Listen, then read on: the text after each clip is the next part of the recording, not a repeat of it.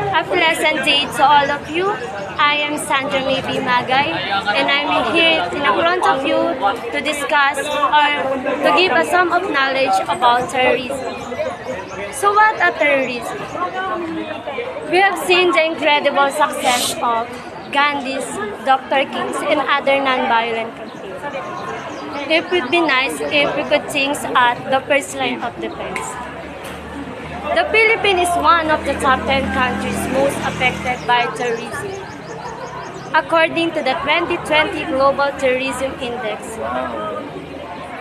Terrorism death in the Philippines fell to 284 in the second year in the row of 2019.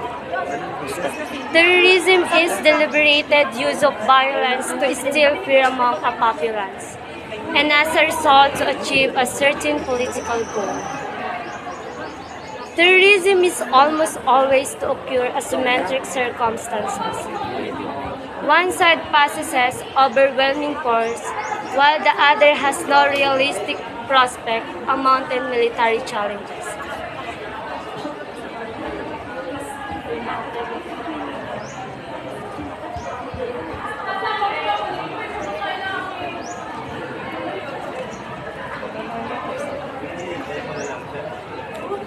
Terrorism is also often reciprocal.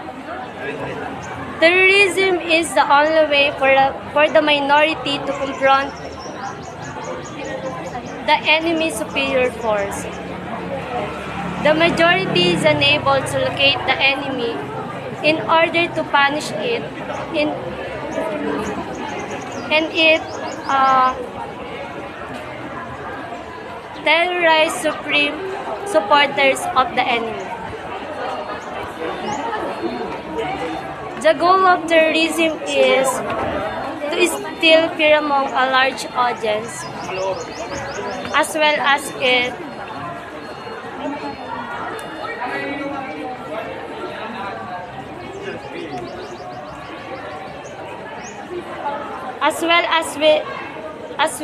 it direct victim through the use of violence or the threat of violence. Because of terrorism, the millions of goods are destroyed, and the lives of million people innocent are lost, and also the animals are killed. Humanity reliance has increased.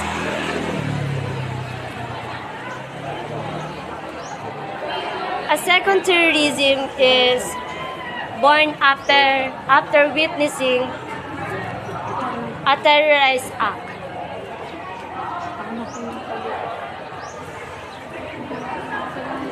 Nowadays, we hear a lot of news about terrorism.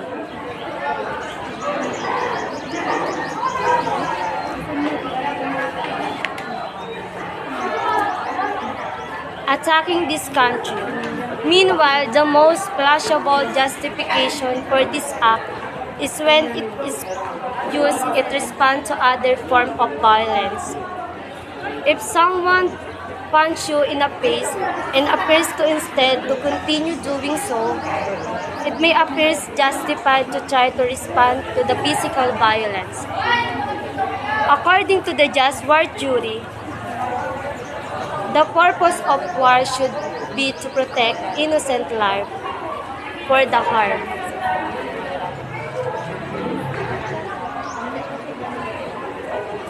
For example, if a country is committing genocide, war is justified because it aids the victim.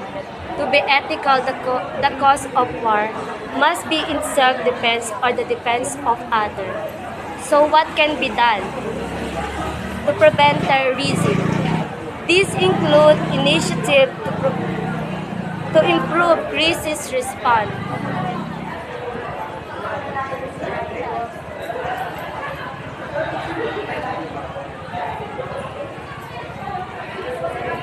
combat violent extremism, boost aviation, and the border security.